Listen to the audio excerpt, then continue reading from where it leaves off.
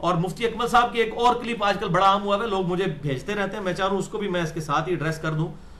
وہ پبلک کو دھوکہ دے رہے ہوتے ہیں, وہ شلوار ٹخنوں سے اوپر کرنے والی جو حدیث ہے نا, اس کے اوپر انہوں نے ایک پورا کلپ سا ریکارڈ کر کے اور پبلک کو دھوکہ دے رہے ہوتے ہیں جی جرابوں سے نہیں ٹخنے کور ہو جاتے, اگر اللہ کے نبی نے ٹخنے ہی کور کروانے ہوتے تو آپ جرابے کیوں پہنتے تھے.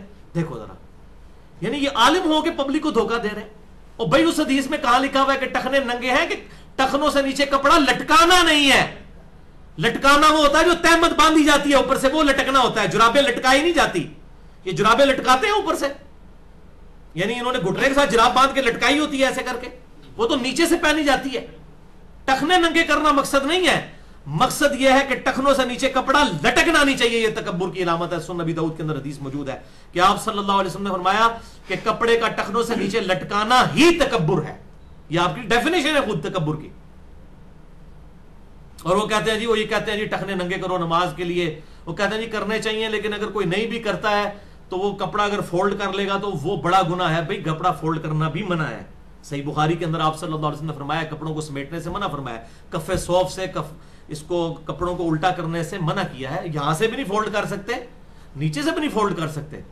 یعنی شلوار ہی ہم تو ہمارا تو اپنا جو ہے وہ ہزار بند ہی اتنی ہوتی ہے کہ وہ ٹخنوں سے اوپر ہوتی ہے, ٹھیک ہے, تو وہ اوپر ہی ہونی چاہیے. لیکن ایز اے لاسٹ ریزارٹ کبھی کوئی شخص جس کے پاس ایسی صورتحال ہے کہ اس کے ٹخنوں سے نیچے ہے, پینٹ ہے, اور اب یا شلوار ٹخنوں سے نیچے ہے اور اس نے چھوٹی نہیں سلوائی, اب نماز کے لیے ہے تو کم از کم اس حالت میں اس کو ضرور اوپر کرے.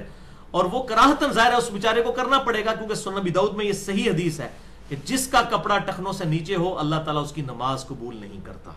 یہ حدیث ہے سنن ابی داؤد کے اندر صحیح سند کے ساتھ. شیخ البانی نے اسے ضعیف کہا, وہ ان کی اجتہادی غلطی ہے. جس راوی کے اوپر وہ جرح کرتے ہیں کہ یہ مجہول ہے, ان نون راوی ہے, یہ یاد رکھیے گا جب بھی کوئی محدث جرح کرے نا کسی راوی کے بارے میں کہ یہ جناب مجہول راوی ہے, تو یہ جرح اس وقت تک رہتی ہے جب تک کہ اس کی توثیق ثابت نہ ہو جائے. تو شیخ زبیر لیزئی رحمہ اللہ تعالیٰ, اللہ تعالیٰ کی کروڑوں رحمتیں ہوں, انہوں نے 3-4 محدثین سے اس مجہول راوی کی توثیق ثابت کیا کہ مجہول ان نون نہیں ہے, یہ محدثین کے ہاں نون راوی ہے. لہذا شیخ البانی کا وہ فتویٰ بالکل غلط ہے اس حدیث کے بارے میں. وہ حدیث بالکل ٹھیک ہے. مشکات المصابیح میں بھی آپ کو نماز والے چیپٹر میں حدیث مل جائے گی کہ آپ صلی اللہ علیہ وسلم نے فرمایا جس کا کپڑا ٹخنوں سے نیچے ہو اللہ تعالیٰ اس کی نماز قبول نہیں کرتا. لہذا ایز اے لاسٹ ریزارٹ کم از کم نماز کے لیے ہمیں ٹخنوں کو ننگا ضرور کر لینا چاہیے. لیکن یہ ایز اے لاسٹ ریزارٹ ہے, میں اس کی ترغیب نہیں دلا رہا, ایز اے لاسٹ ریزارٹ ہے. ہونے شلوار اوپر ہی چاہیے اور ہم اسی کی ترغیب دلاتے ہیں, اور اکثر الحمدللہ سنت پہ عمل بھی لوگ کرتے ہیں. چھوٹی ہونی چاہیے. ڈاکٹر ذاکر نائک کو دیکھ لیں یار, مجھے بڑی خوشی ہوتی ہے, اس نے پینٹ پہنی ہوئی ہے تو وہ بھی ٹخنوں سے اوپر ہوتی ہے. اور یہاں ہمارے پاکستان میں وہ امام کعبہ غامدی صاحب آئے ہیں, ان کا چوغا بھی جو ہے نا وہ بوٹوں کے نیچے ربڑ رہا ہے. یہ ہمارے امام کعبہ ہیں, یعنی شرم کا مقام ہے. ان لوگوں کو ہم نے فالو کرنا ہے.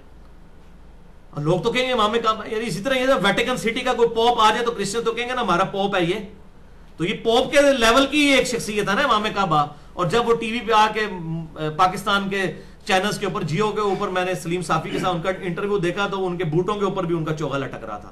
اور ڈاکٹر ذاکر نائک, اور یہ نہ کہیے گا وہ بیٹھنے کی وجہ سے لٹک رہا تھا, بیٹھی ہوئی حالت میں اوپر ہو جاتی ہے شلوار جب آپ کرسی پہ بیٹھے ہوتے ہیں, اور مزید اوپر ہو جاتی ہے. اور ڈاکٹر ذاکر نائک کو دیکھیں کبھی وہ صوفے پہ بیٹھے ہوتے ہیں تو ان کی آدھی پنڈلی تک پینٹ پہنچ جاتی ہے.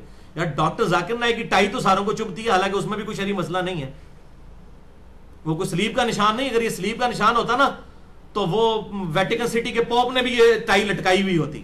یہ کوئی سلیب کا نشان نہیں ہے, یہ تو سارے ریلیجن کے لوگ پہنتے ہیں. یہ ایک ڈریس ہے جس طرح واسکٹ پہنتے ہیں, یا یہ مولوی جو ہے زرق برق قسم کے کرتے جو پہن رہے ہیں, 10 رنگوں کی قمیضیں ہیں اور پتہ نہیں اوپر بھی چوغے پہنے ہوتے ہیں. یہ کون سی سنت ہیں جو ان لوگوں نے اڈاپٹ کی ہوئی ہیں؟ عجیب بھڑکیلے لباس. اور بخاری اور مسلم کی متفق علیہ حدیث ہے, ان عورتوں پر لعنت جو مردوں کی شکل اختیار کریں, ان مردوں پہ لعنت جو عورتوں کیسا لباس اور اس طرح کی وضع قطع کریں. اور یہ آج میں نعت خانوں کے لباس دیکھتا ہوں تو شرم آتی. یقین کریں یہ تو نئی نو بیاتا دلہن بھی اس قسم کے لباس نہیں پہن سکتی جو جس قسم کے انہوں نے لباس پہنے ہوئے ہوتے ہیں. یہ کون سی اسلام کی خدمت ہو رہی ہے؟ تو امام کعبہ کا بھی یہی حال ہے. وہ میں نے دیکھا, مجھے بڑا دکھ ہوا, میں نے کہا یار یہ لوگ کیا کر رہے ہیں, کس طرف جا رہے ہیں. اور پھر وہ حدیث صحیح بخاری سے ایک لے آتے ہیں جی, وہ حضرت ابوبکر صدیق رضی اللہ تعالیٰ عنہ کا تیمم نیچے لٹک جاتا تھا. انہوں نے کہا اللہ کے محبوب صلی اللہ علیہ وسلم میرا تیمم نیچے لٹک جاتا ہے, تو آپ صلی اللہ علیہ وسلم آیا کہ ابوبکر خیر ہے, تم تکبر کے طور پہ تو ایسا نہیں کرتے. استغفر اللہ اتوب الیہ. اتنا جھوٹ باندھتے ہیں. وہ حدیث پوری پڑھیں, وہ اس طرح نہیں ہے. انہوں نے کہا یا رسول اللہ صلی اللہ علیہ وسلم میرا پیٹ بڑا ہوا ہے, میری تہمت टखनों से नीचे चली जाती है, मगर मैं कोशिश करके उसे फौरन ऊपर कर लेता हूं, लेकिन बस औकात नीचे ढलक जाती है, चंद सेकंड्स के लिए नीचे चली जाती है, वो पेट की वजह से। यानी एक बंदे की है ही जो है वो टखनों से ऊपर है, चलते फिरते कभी नीचे चली गई, उन्होंने उसमें अल्फाज है, मगर ये कि मैं पूरा ख्याल करता हूं कि वापस कर लूं। तो वो इतने डरने वाले थे कि वो चंद सेकंड्स के लिए जो नीचे जाती है उसमें तो मेरी गिरफ्त नहीं होगी। तो उसमें अल्लाह के नबी ने कहा है कि आप तकब्बुर के तौर पे नीचे नहीं कर रहे होते, आपके तो पेट की वजह से नीचे चली जाती है और आप ऊपर कर लेते हैं जब दोबारा, तो आप पे कोई गिरफ्त नहीं है। अब देखें ये बात क्या थी, और पकड़ के जनाब इसको उन्होंने बना दिया, जनाब खैर है हज़रत बकर की भी नीचे ही रहती थी। तौबा तौबा, ये असल में बुग़्ज़ है बेसिकली, जो कि किताब और सुन्नत के मनहज के लोग इस सुन्नत को अडॉप्ट करते हैं, वो अपने टखनों को नंगा रखते हैं, क्योंकि बुखारी और मुस्लिम की कितनी हदीसें मौजूद हैं इसकी तरगीब में, ये मर्द की निशानी है। और डॉक्टर जाकिर नाइक ने एक लेक्चर भी दिया है, if label shows your intent wear it, अगर मुसलमानों का गेटअप ये शो करता है कि वो मुसलमान है तो उनको करना चाहिए। उसमें 3 चीजें उन्होंने डिक्लेयर की हैं, एक टोपी, सर का ढांपना, एक दाढ़ी, और दूसरा दाढ़ी, और तीसरा शलवार का या पैंट का टखनों से ऊपर होना। ये 3 एक मुसलमान मर्द की निशानी है। तो आप उस जिद में आए हुए हैं, सिर्फ इस वजह से कर रहे हैं। जैसे कि अहले हदीस ने भी जिद बनाई हुई है कि पगड़ी नहीं पहननी, इनके उलमा, इमाम काबा को भी आप देख लें, उसने भी सुरख रुमाल रखा होता है, वो अरब की ट्रेडिशन है, सुन्नत नहीं है। सुन्नत तो पगड़ी बांध रहे हैं। बुखारी और मुस्लिम में कितनी हदीसें मौजूद है, काली पगड़ी के ऊपर, सफेद पगड़ी के ऊपर, लेकिन उन्होंने अपनी अरब ट्रेडिशन, और यहां भी जो उनके मौलवी उनको फॉलो कर रहे हैं, उन्होंने भी वो रुमाल और उस किस्म के ना पूरे ऐसे करके बनाए होते हैं। पगड़ी नहीं पहनेंगे क्योंकि बरेलवी देवबंदी पहनते हैं, वो कहते हैं नहीं वो पहनते हैं, हम नहीं पहनेंगे, चाहे सुन्नत भी हो तो खैर है। हाँ, जब मुनाजरा होगा फिर कहेंगे जी बुखारी मुस्लिम में आता है कि अल्लाह के महबूब सल्लल्लाहु अलैहि वसल्लम मौजों पर भी मसा कर लेते थे और पगड़ी पे भी मसा, उस टाइम पगड़ी आ जाती है बीच में। आज बरेलवी देवबंदी पगड़ी उतार दे, नंगे सार हो जाए, सबसे पहले हदीसों ने पगड़ी बांध लेनी है, को जिद में है ना सारा काम, उधर भी काम जिद में है, इधर भी जिद में। तो सबसे बड़ी लानत और जिद और हठधर्मी वो फिरका वारियत है, जो इंसान को हक बात कबूल नहीं करने देती। तो हम बता रहा था मुफ्तिया अकमल साहब जो उसमें कह रहे हैं कि जनाब वो जुराबे भी आप जो मोजे पहनते हैं उसमें भी तो टखने ढक जाते हैं। भाई ये तो हदीस ही नहीं है, किसको धोखा दे रहे हो? वो तो टखने से लटकाने के बारे में है, टखने नंगे करना मकसद नहीं है। मकसद यह है कि जो ऊपर आजार बांधी हुई है वो टखनों से ऊपर होनी चाहिए एक मर्द के लिए, वरना सही मुस्लिम में हदीस मौजूद है, बुखारी में मौजूद है, आप सल्लल्लाहु अलैहि वसल्लम फरमाया अल्लाह ताला क़यामत वाले दिन किसी शख्स, ऐसे शख्स की तरफ निगाह रहमत भी उठाकर नहीं देखेगा, उसको पाक भी नहीं करेगा, उससे कलाम भी नहीं करेगा, जिसका कपड़ा टखनों से नीचे तकब्बुर के तौर पर हुआ। ये बात ठीक है कि तकब्बुर की शर्त के साथ है, लेकिन सुन्नत अबी दाऊद में जो हदीस है ना कि टखनों से कपड़ा नीचे करना ही तकब्बुर है, यह आप सल्लल्लाहु अलैहि वसल्लम ने उसको खुद तकब्बुर डिफाइन किया है।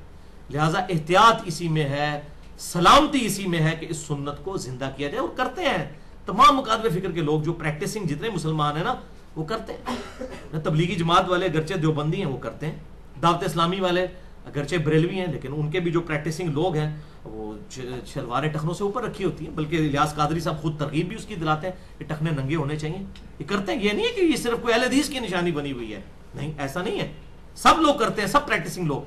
लेकिन जब वो जिदबाजी आ जाती है ना, फिर उसमें मामला हो जाता है।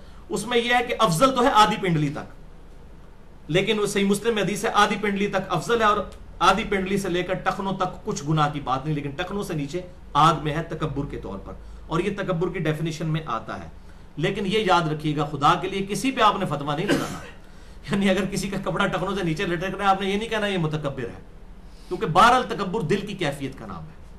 अगर कोई शख्स फैशन के तौर पर भी टखनों से नीचे कपड़ा करता है ना, तो हम उसे भी मुतकब्बिर नहीं कहेंगे, हम ये कहेंगे सुन्नत के मामले में सुस्ती कर रहा है, जब तक कि उसे तकब्बुर, वो खुद तकब्बुर कहते हुए ना कहना शुरू कर दे। ये तकब्बुर क्यों था? मतलब अगले जमानों में कपड़ा बहुत महंगा होता था, और पुराने बादशाह जो होते थे ना वो बड़े बड़े चोगे पहनते थे, और पीछे उनके कई मुलाजम होते थे जो उनकी वो ना बड़ी बड़ी गौन उठा के चल रहे होते थे, उनको टेल कैरियर कहा जाता था, टेल कैरियर, उनकी दुम को उठाने वाले, उसी की एब्रिविएशन वो बनाई हुई है ना, टीसी, टेल कैरियर। तो यहां कोई खुशामद करे उसका ना टीसी करता है, वो टीसी यही होती है कि वो जो उस टाइम में बड़े बड़े बादशाह थे ना, उन्होंने कपड़ा बड़ा महंगा होता था, तो जो जितना अमीर होता था या कोई बादशाह है तो उसने बड़ी सी गौन पहनी हुई है, पीछे जमीन पे लटक रही है, पीछे उठा के वो चल रहे होते हैं। जाहिर है वो उठाएंगे नहीं बेचारे, तो इतना वजन कौन उठा के, टगई को चल सकता है ना, इंसान तो नहीं चल सकता। इतनी बड़ी अगर कोई गौन किसी ने पहनी होगी, जमीन से जब लटकेगी और जमीन से रगड़ खाएगी, फ्रिक्शन होगी, तो कैसे बेचारा चलेगा? तो पीछे उठा के वो टेल कैरियर, टीसी, तो वो तकब्बुर की इलामत उस वक्त समझी जाती थी। इसलिए आप सल्लल्लाहु अलैहि वसल्लम ने उसको उस तरीके से सुन्नत करार दे दिया। اور اس میں اگر کسی کو پھر بھی یقین نہ ہے تو اس کے لیے پھکی ہے، ان سے پوچھیں جو آپ رمل کرتے ہیں، جو بخاری اور مسلم میں آتا ہے کہ طواف کے جو عمرے والا طواف ہے جس میں آپ نے احرام پہنا ہو، اس کے پہلے 3 چکروں میں اکڑ کے چلنا ہے، وہ کس لیے چلا جاتا تھا؟ وہ اس کا کانٹیکسٹ بخاری مسلم پڑھ کے دیکھ لیں. مشرکین عرب کہتے تھے مدینہ جو ہے وہ بیماریوں کی سرزمین ہے اور صحابہ جو ہے وہ بیمار حالت میں آئے ہوں گے تو رسول اللہ نے حکم دیا کہ تم نے اکڑ کے چلنا ہے. تو اب کیا ہم کوئی ادھر کسی کافروں کو دکھانے کے لیے اکڑ کے چلتے ہیں؟ لیکن سنت آج تک زندہ ہے. سنت تو نہیں چھوڑ سکتے ہم کہ جی اس زمانے کے لیے تھا. تو جب شلوار ٹخنوں سے اوپر کرنے کی باری آتی ہے کہتے ہیں اس زمانے کے لیے تھا. تو دکھائیں کہ رسول اللہ نے یہ فرمایا ہوگا یہ اس زمانے کے لیے. اور ہر حدیث کو توڑ موڑ کے تو مفتی اکمل صاحب پیش کر رہے ہوتے ہیں صرف اپنے فرقے کی حفاظت کے لیے. میں یعنی یہ جتنا میں نے غصہ مفتی صاحب پہ نکالا ہے نا، یہ اپنی ذات کے لیے واللہ نہیں نکالا، رسول اللہ کی محبت میں نے ان پہ غصہ نکالا. ورنہ یقین کریں میرے وہ استاد بھی ہیں. یعنی 96 میں جب میں انجینئرنگ یونیورسٹی میں پڑھتا تھا ان دنوں وہ بھی درس نظامی شروع کر رہے تھے تو میں نے ان کے ساتھ اعتکاف بھی کیا واقعات کے اندر. یہ ویڈیو چونکہ ریکارڈ ہو رہی ہے تو وہ پہچان بھی لیں گے یہ کون ہے جو اس وقت تھا اب گمراہ ہو چکا ہے. ٹھیک ہے، تو مسئلہ ہے کہ ہم ان کی بڑی عزت کرتے ہیں، بہت کچھ ان سے سیکھا ہے. ٹھیک ہے، وہ بڑی ینگ ایج میں بڑے انٹیلیجنٹ آدمی تھے، اللہ تعالیٰ ان تک حق پہنچائے. اور میں نے جو انہوں نے استانت کے اوپر کتاب لکھی تھی اس کے رد میں جو میرا مسئلہ نمبر 3 ریکارڈ ہوا ہے وہ بھی مفتی صاحب نے اس میں لکھا ہوا ہے کہ دیکھیں جی جب آپ امی سے آ کے روٹی مانگتے ہیں تو شرک نہیں ہو جاتا؟ یہ بھی تو مدد مانگ رہے ہیں. دیکھو کیا پبلک کو دھوکہ دے رہے ہیں. او بھائی میرے یہ تو ظاہری اسباب ہے مفتی صاحب. وَتَعَاوَنُوا عَلَى الْبِرِّ وَالتَّقْوَىٰ وَلَا تَعَاوَنُوا عَلَى الْإِثْمِ وَالْعُدْوَانِ. نیکی اور پرہیزگاری کے کاموں میں ایک دوسرے کی مدد کرو اور برائی کے کاموں میں مت کرو. میں نے پورا جواب دیا پھر اس لیکچر کے اندر احادیث اور قرآن کی آیات کے ساتھ کہ آپ اس طریقے سے کھلواڑ کرتے ہیں، لوگوں کو یہ مثالیں دیتے ہیں. بھائی اس کو کون شرک کہتا ہے؟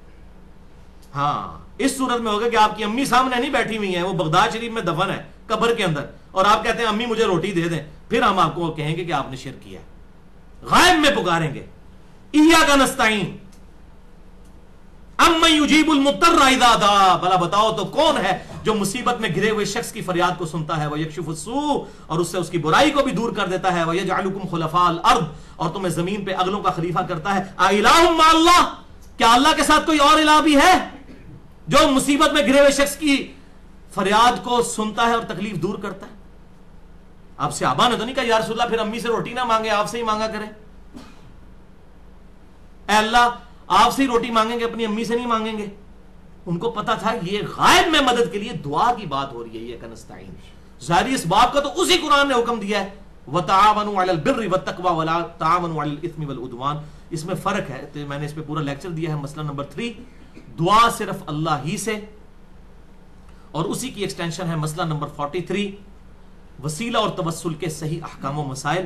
اور میرا ریسرچ پیپر نمبر 3 بھی ہے دعا صرف اللہ ہی سے، اہل سنت پاک.com پر جو ہماری ویب سائٹ ہے اس میں یہ موجود ہے الحمدللہ. تو ہم اسی کے اوپر آج اپنی گفتگو کنکلوڈ کرتے ہیں آیت نمبر 100 کے اوپر سورۃ النحل کی.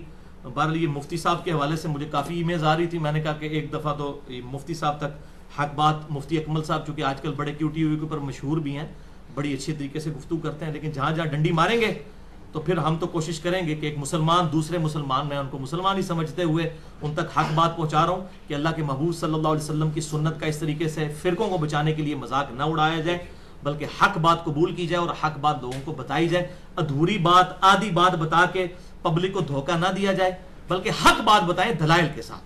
اب یہ ہمارا انشاءاللہ ویڈیو کلپ ہزاروں لوگوں تک پہنچے گا تو پھر یہ ان کے اوپر ادھار ہوگا کہ وہ ان باتوں کا جواب دیں جو یہ 3-4 میں نے باتیں ان کی پوائنٹ آؤٹ کی ہیں. کرنے کو تو سینکڑوں کی جا سکتی ہیں لیکن یہ 2-3 موٹی موٹی باتیں تھیں جو بڑے عرصے سے ادھار تھیں، اور وہ یہ بڑا اچھا موقع تھا کہ اللہ تعالیٰ فرماتا ہے سورۃ النحل آیت نمبر 100 انما سلطانہ علی الذین یتولونہ، بے شک شیطان پہ تو انہی لوگوں کا زور چڑھتا ہے جو خود اس کے ساتھ دوستی گانٹ لیتے ہیں، والذین ہم بہ مشرکون، اور ان لوگوں کے ساتھ اس کا زور چل جاتا ہے جو اللہ تعالیٰ کے ساتھ اور ہستیوں کو شریک ٹھہرا لیتے ہیں، اس کو اللہ کے ساتھ شیطان کو شریک ٹھہراتے ہیں. اللہ تعالیٰ سے دعا ہے جو حق بات میں نے کہی اللہ تعالیٰ ہمارے دلوں میں راسخ فرمائے. اگر جذبات میں میرے منہ سے کوئی غلط بات نکل گئی اللہ تعالیٰ ہمارے دلوں سے معاف کر دے. ہمیں کتاب و سنت کی تعلیمات پر عمل کر کے دوسرے بھائیوں تک پہنچانے کی توفیق عطا فرمائے. سبحانک اللہم و بحمدک اشہد ان لا الہ الا انت استغفرک و اتوب الیک وما علینا الا البلاغ المبین.